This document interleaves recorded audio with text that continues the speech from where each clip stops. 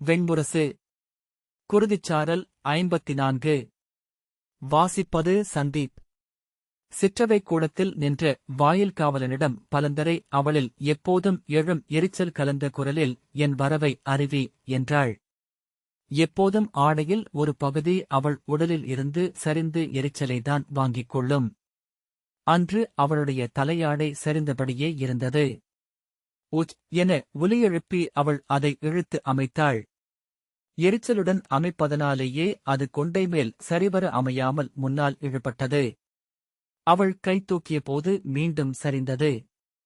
பொறுத்தருள்க அரசி, உள்ளே அரசர் இளைய யாதவருடன் சொல்சூழ்ந்து கொண்டிருக்கிறார். இத்தருணத்தில் உள்ளே எவரையும் ஒப்புவதில்லை என்று எனக்கு அறிவிக்கப்பட்டிருக்கிறது என்றான். எரிச்சலை சினமாக்கிக் கொண்டு, மூடா, அது அரசகுடியினருக்கு அல்ல, நானும் சென்றமர வேண்டிய அவைதான் அது. நான் வந்திருப்பது அவர்களுக்கு இன்னும் தெரியாது. சென்று அறிவி என்று பலந்தரை சுட்டுவிரல் அசைத்து அவனிடம் சொன்னாள். ஒரு கணம் தயங்கிய காவலன் அவ்வாறே என்று கூறி உள்ளே சென்றான். கதவு திறந்து மூடப்படும் சிறு பொழுதில் உள்ளே நிகழ்ந்து கொண்டிருந்த உரத்த பூசலின் ஓசையை பலந்தரை கேட்டாள். அதில் ஓங்கி ஒலித்தது பீமனின் குரல். குருதி என்று ஒரு சொல் கல் உடைக்கையில் சில் தெரித்தது போல வந்து செவிதொட்டது. அவள் உள்ளே நிகழ்வதென்ன என்று எண்ணிய பின் குழலை சீரமைத்து காத்து நின்றாள். ஏவலன் வெளியே வர நெடும்பொழுதாகியது. அவள் மீண்டும் தன் தலையாடையை சீர் செய்து உடலை ஒசித்து இடையில் கையொன்றி நின்றாள். அரசியர் ஒருபோதும் ஒசிந்து நிற்கலாகாது என அவளுக்கு அரசியருக்குரிய அசைவுகளையும் முறைமைகளையும் பயிற்றுவித்த களரி ஆசிரியை காமிகை சொல்வதுண்டு. உடலில் ஒசிவு உள்ளம் தளர்ந்திருப்பதையோ ஆர்வமிழந்திருப்பதையோ இளிவரலையோ விழியறுதலாகவே வெளிக்காட்டுவது. மானுடரில் பெரும்பாலும் எவரும் நிமிர்ந்து நின்றிருப்பதில்லை. ஏனென்றால் தன்னில் நிறைந்தோதான் எனச் செருக்கியோ தன்னுள் மகிழ்ந்தோ இருப்பவர்கள் மிக மிக அரிது. ஆகவே நிமிர்ந்து நிகர்கொண்டு உடலழகை பார்ப்பவரில் அச்சத்தையும் மதிப்பையும் விலக்கத்தையும் உருவாக்குகிறது.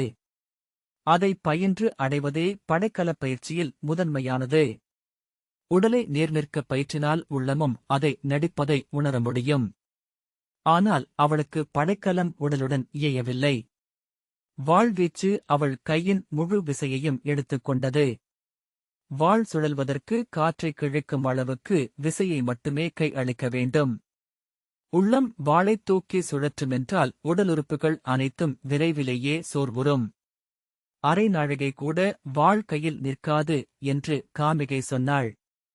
அவள் எப்போதும் வாளை நிலத்திலூன்றி மூச்சிறைக்க நெஞ்சு அரைபட தலை குனிந்து நின்றிருப்பாள். விற்பயிற்சியில் இலக்குகள் ஒவ்வொரு முறையும் குறி தவறின. தொடுக்கும்போது அணுக்கமென நேரில் தெரியும் இலக்கு விரல் விடுக்கும்போது எப்படி அகல்கிறது என அவளால் புரிந்து கொள்ள முடியவேயில்லை. ஏனென்றால் உங்கள் உடலில் கோணல் இருக்கிறது. உங்கள் அத்தனை உடலுறுப்புகளிலும் அக்கோணல் வெளிப்படும். இளவரசி, அதை உள்ளத்தை சீரமைப்பதனூடாகவே நேர் செய்ய இயலும். பின்னர் காமிகை அவள் மேல் ஆர்வமிழந்தாள். தோள்களை இறுக்கமாக வைத்துக் கொள்ளுங்கள். முதுகை நிமிர்த்தி கண்முன் தெரியும் மானுடரல்லாத புள்ளி ஒன்றை நோக்கி விழிநிறுத்துங்கள். ஓரளவு கூர்மை உங்கள் அசைவுகளில் வெளிப்படும். அது ஒன்றே நான் இனி சொல்ல வேண்டியது என்றாள். அவள் பெருமூச்சுடன் கால் மாற்றிய போது இடக்கை சரிய வளையல்கள் ஓசையிட்டன. தன்னுணர்வு கொண்டு உடல் நீட்டி நேர்முதுகுடன் நின்றாள். அதற்குள் தலையாடை பின்னால் இழுபட்டது. அதை இழுத்து போட்டுக் கொண்டபோது காவலன் வெளியே வந்து தலைவணங்கினான். பொறுத்தருள்க அரசி, தங்களை தனியறையில் வந்து சந்திப்பதாக இளைய பாண்டவர் சொன்னார். உள்ளே நிகழ்ந்து கொண்டிருக்கும் அரசு சூழ்க்கை முடிந்ததும் அங்கு வருவதாகவும் அதுவரை ஆற்றியிருக்கும்படியும் கோரினார் என்றான்.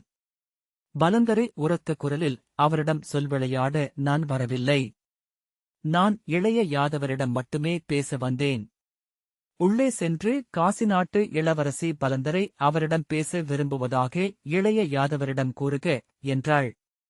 அரசி என்று காவலன் சற்று தயங்க, சென்று கூறுக என்று உரத்த குரலில் கைதூக்கி அவள் ஆணையிட்டாள்.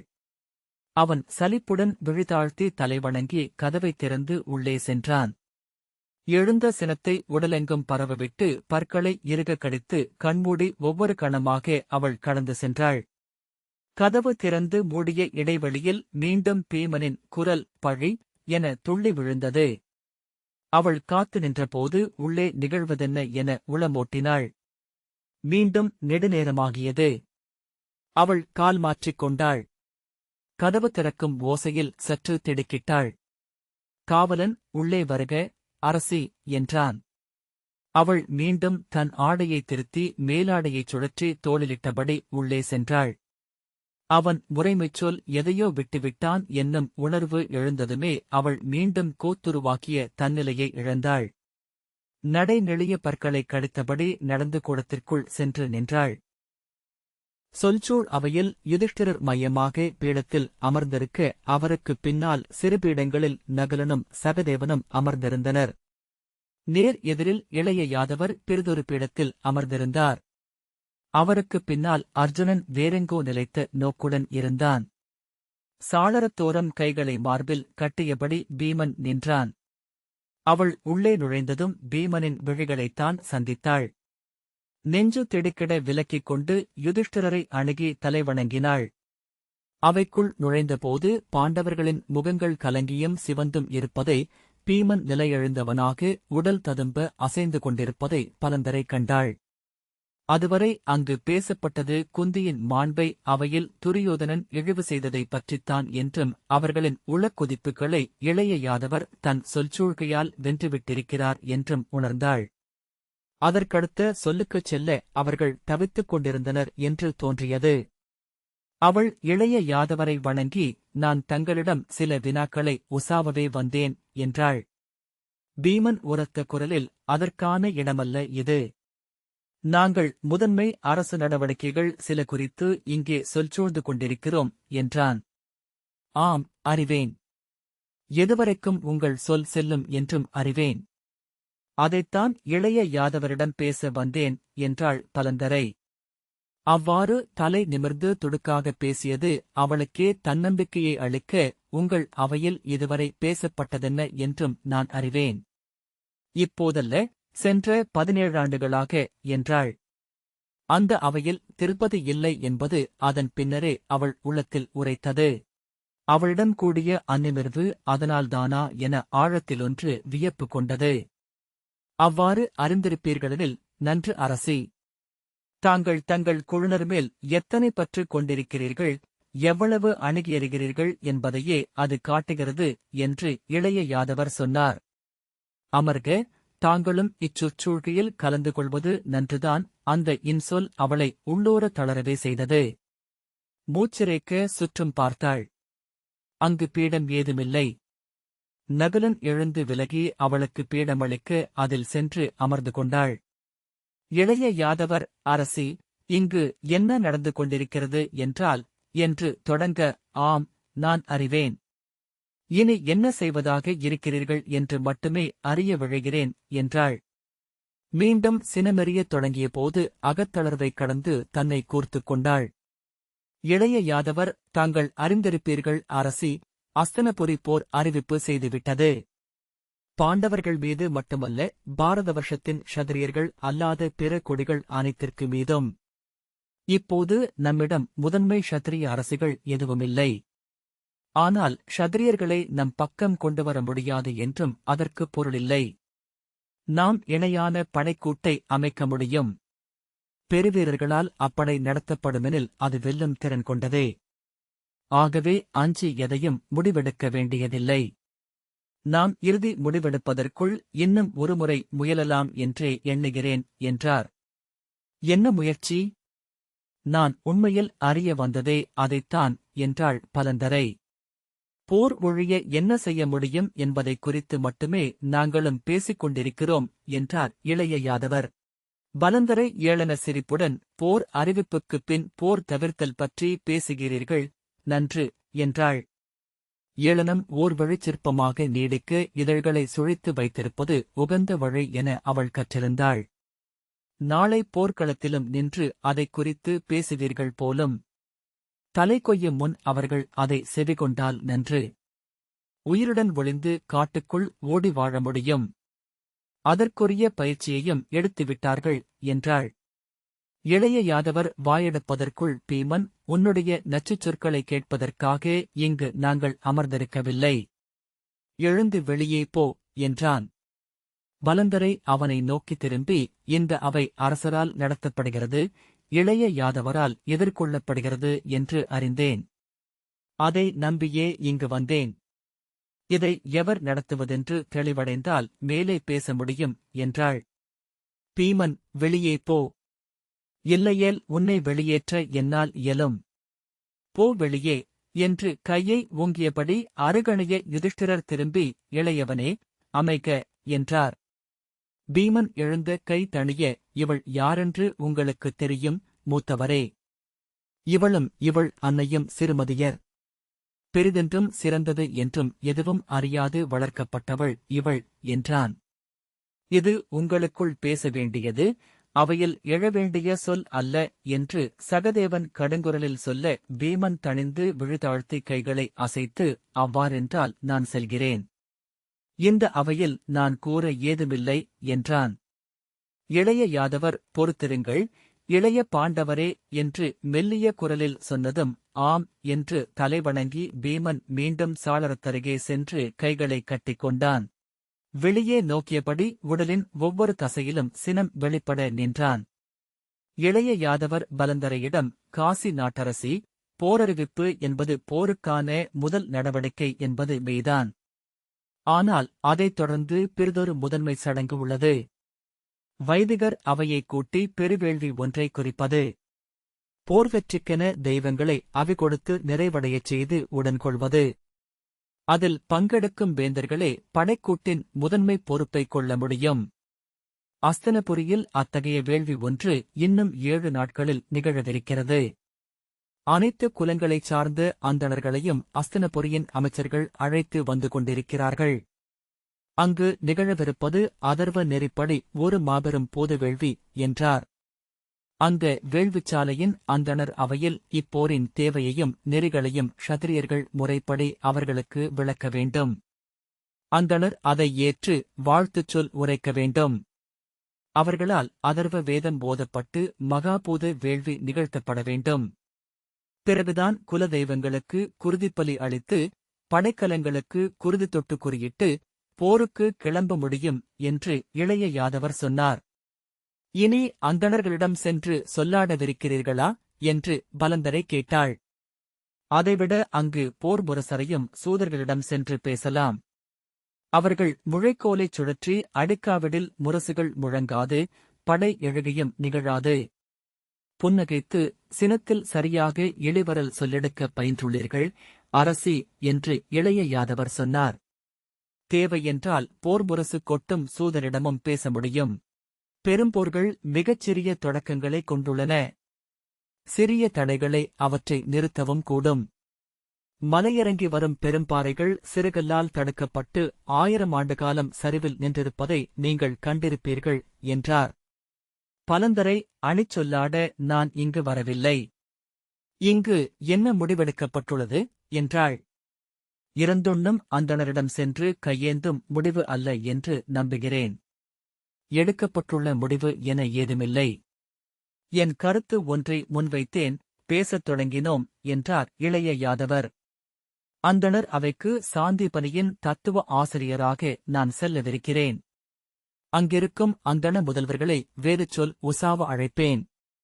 அவர்கள் இப்போருக்கு அளிக்கும் ஒப்புதல் பிழையானதென்றும், அது வேதம் காப்பதற்கல்ல, காலப்போக்கில் வேதத்தை அழிப்பதற்கு மட்டுமே உதவும் என்றும் சொல்லப் போகிறேன்.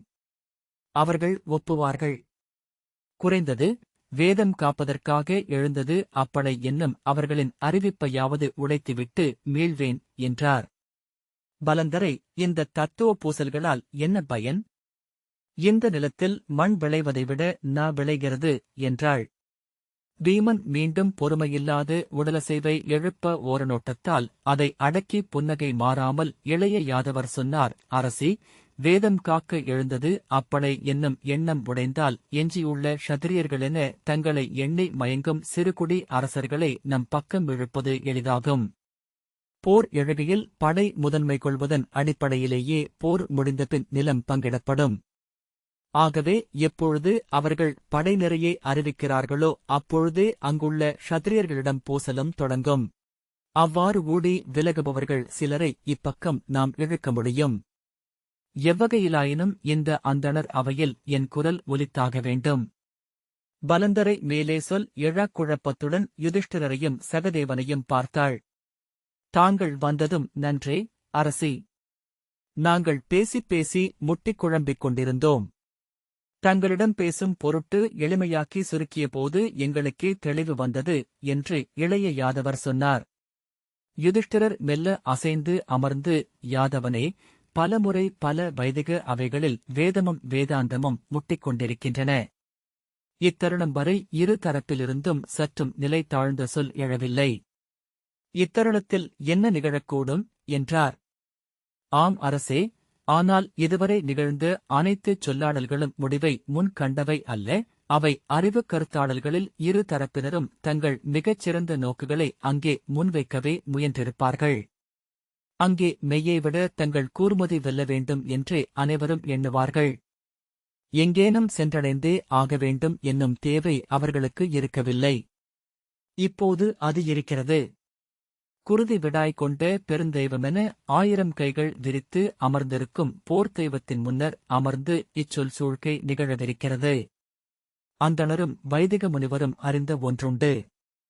வேதம் காப்பதற்கே, ஆனாலும் போர் என்பது வேதநெறி விளங்கும் குலங்களையும் முற்றழிப்பதேயாகும். போர் கடந்து சென்ற நிலத்தில் குலநெறிகள் அழியும். குலநெறி என்னும் பீடத்தின் மேல்தான் வேத நெறி அமர்ந்திருக்கிறது. அந்தணர் போல போரை அஞ்சுபவர் பிறரில்லை.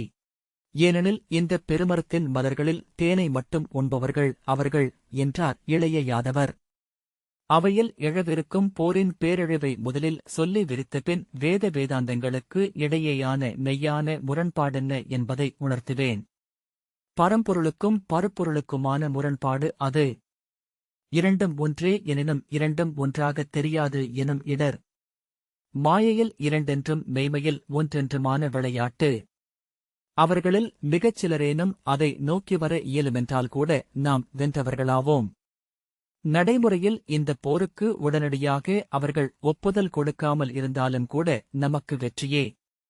உண்மையைக் கூறினால் ஓராண்டு காலம் இப்போர் ஒத்திப் போடப்படுமென்றாலும் கூட நாம் வெற்றி நோக்கி செல்பவர்களாவோம் என்றார் இளைய யாதவர். ஏன் என்று ஐயத்துடன் யுதிஷ்டிரர் கேட்டார். அரசே, அப்படைக்கூட்டு மிகப்பெரியது. மிகப்பெரியவை எவையும் அவற்றின் பேரளவினாலேயே வடிவ இறுக்கத்தை தக்கவைக்கும் ஆற்றல் கொண்டவையாக இருக்க வாய்ப்பில்லை. ஓராண்டு நீடிக்குமென்றால் அவர்களுக்குள் பூசல்கள் எழும். பலர் பிரிந்து அகல்வார்கள். ஆற்றல் கொண்ட பெரிய நாடொன்று பிரிந்து சென்றால் போதும், அதுவே தொடக்கமாகும். பிரிந்து செல்ல இயலும் என்பதும் பிரிந்து சென்றால் என்ன கிடைக்குமென்பதும் ஒருமுறை அவர்களுக்கு காட்டப்பட்டால் பின்னால் கணிகரே ஆனாலும் அப்பிளவை தடுக்க இயலாது என்றார் இளைய யாதவர். இன்று அப்படைக்கூட்டு ஒற்றை உடலென உறுதியுடன் எழுந்து நிற்கிறது. அவ்வுறுதி அளிக்கும் தன்னம்பிக்கையால்தான் அவர்களின் அறிவிப்பில் அத்தனை ஆணவமும் பெருவிழைவும் உள்ளது. அந்த படைக்கூட்டு உடையத் தொடங்கினாலே அவர்களின் உளம் பதறிவிடும். கையிலிருக்கும் பொழுது கரைந்து கொண்டிருக்கிறது என்று அவர்கள் அறியத் தொடங்கினால் மேலுமொரு சொல்சூழ்க்கைக்காக நாம் அவர்களுடன் அமர முடியும் என்று இளைய யாதவர் சொன்னார். பலந்தரை அவர் சொல்ல வருவதென்ன என்பதை முற்றிலுமாக புரிந்து கொள்ளாமல் முகங்களை மாறி மாறி பார்த்தாள். பாண்டவர்களின் உடலமைவுகளிலேயே நம்பிக்கையின்மை வெளிப்படுவதை அவளால் உணர முடிந்தது. பெருமூச்சு விட்டபோது தன் உடலும் சோர்வைக் காட்டு முகமாக தொய்ந்திருப்பதை உணர்ந்தாள். இளைய யாதவர் அவள் முகத்தை பார்த்து, அரசி, எனக்கு 3 முகங்கள் என்று தாங்கள் அறிந்திருப்பீர்கள். யாதவ குடிப்பிறந்தவன் என்ற வகையில் என் அத்தையின் மைந்தருக்காக முதலில் சொல்லுடன் சென்றேன். படைமுகம் நின்றவன், நாடாண்டவன் என்னும் முறையில் க்ஷத்திரிய அவையில் சென்று சொல்சூழ்ந்து மீண்டுள்ளேன். இன்று சாந்தீபனே குறுநிலையில் வேதம் முற்றோதிய முதலாசிரியன் என்ற முறையில் செல்ல எண்ணுகிறேன். இதுவே என் முதன்மை முகம். என் முழு ஆற்றலும் இதிலேயே. இது வெல்லும் என்றார். யுதிஷ்டிரர் பெருமூச்சுடன் வென்றாக வேண்டும், நமக்கு வேறு வழியில்லை என்றார். சகதேவன், இளைய யாதவரே, நீங்கள் படைக்கூட்டு குறித்து சொன்னீர்கள். க்ஷத்திரியர்கள் மாறா பொதுநெறி கொண்டவர்கள். ஏதேனும் பொதுநெறி கொண்டவர்கள் மட்டுமே அந்நெறிகளின் வழியாக இணைக்கப்பட்டு ஒன்றாக சேர இயலும். பாரத வருஷத்தில் எவ்வரசர்களேனும் படைக்கூட்டு கொள்ள முடியும் என்றால் அது க்ஷத்திரியர்களே. க்ஷத்திரியர்கள் எவர் என்பதில் மட்டுமே அவர்களிடம் போசல் உள்ளது. க்ஷத்திரிய அறம் என்ன என்பதில் எப்போதும் அவர்கள் மாற்றுச்சொல் கொண்டதில்லை என்றான். ஆனால் நம் தரப்பில் இருப்பவர்கள் அப்படியல்ல என்று சகதேவன் தொடர்ந்தான். சென்ற சில நாட்களாகவே நம்முடன் சேர்ந்துள்ள நிஷாதர்களையும் கிராதர்களையும் அசுரர்களையும் அரக்கர்களையும் சந்தித்து வருகிறேன். நெறி என்பது என்ன என்பதிலேயே ஒவ்வொருவரும் கொண்டுள்ள பார்வை முற்றிலும் வேறாக உள்ளது. வென்றபின் எதிரியை வணங்கி தன் படை வரவின் இழப்புகளையும் செலவுகளையும் எடுத்துரைத்து அவன் அளிக்கும் கொடையை பெற்றுக்கொண்டு குடி திரும்ப வேண்டுமென்று அசுரர் குடித்தலைவர் காகர் என்னிடம் நேற்று சொன்னார். வென்ற எதிரியின் குலத்தை முற்றழித்து அவன் குருதியை மண்டைகளில் ஏந்திக் குடித்து களியாட வேண்டும் என்றும் அக்குலத்தில் ஒரு துளியேனும் எஞ்சாமல் இருக்கும் பொருட்டு அவ்வூரையும் மண்ணையும் தீ வைத்துவிட்டு 3 ஆண்டு காலம் அந்நிலப்பகுதியில் பிறிதொரு மானுடர் செல்லாமல் காவலமைத்து ஊர் திரும்ப வேண்டுமென்றும் அதற்கு முந்தைய நாள் அரக்கர் குலத்தலைவர் வக்ரசீர்ஷர் என்னிடம் சொன்னார். இவர்கள் அனைவரையும் சேர்த்து நாம் அமைத்திருக்கும் இந்த படை அப்படை சிதறுவதற்கு முன்னரே சிதறிவிடும் என நான் அஞ்சுகிறேன். ஒரு பெரும் வேறுபாட்டை உளம் கொள்ள வேண்டும் இளையோனே என்றார் இளைய யாதவர். க்ஷத்திரியர்கள் தங்கள் விழைவின் பொருட்டு கூடியிருக்கிறார்கள். ஒவ்வொரு கணமும் இருமடங்கென வளர்வது அது. நாமோ தற்காத்துக் கொள்ளும் பொருட்டு இங்கு கூடியிருக்கிறோம். ஒவ்வொரு நாளும் சுருங்கி வரும் நம்பிக்கை இது. நம்மை ஒருங்கிணைத்து நிறுத்தும் ஆற்றல் இதற்குண்டு என்றார். சகதேவன் எப்படியாயினும் படைக்கூட்டுகள் நெடுநாள் நீடிக்க இயலாது என்றான். அணுகிவரும் போர்க்களத்தை கற்பனையில் கண்டு அவை அமைக்கப்படுகின்றன. அப்போர்க்களம் அகன்று செல்லும் என எண்ணம் எழுந்தாலே அவை ஆற்றல் இழக்கத் தொடங்கிவிடும் என்றான். வைதிகர் அவையில் தாங்கள் வேதாந்த நெறியை கூறி அவர்களை வென்றீர்கள் என்றால் என்று யுதிஷ்டிரர் தொடங்க இளைய யாதவர் கையசைத்து பொறுங்கள். நீங்களும் கூட நான் சொல்வதென்ன என்பதை புரிந்து கொள்ளவில்லை. வேதநெறிக்கு எதிரானதல்ல வேதாந்த நெறி. வேதநெறி இறுகி விளைந்த முத்து அது. வேத அன்னை ஈன்றெடுத்த மைந்தன். வேதவிறகிலெழுந்த கனல். இதுவே அது என அவர்கள் புரிந்து கொள்ளும் ஒரு கணம். அதுவே நான் உண்ணுவது.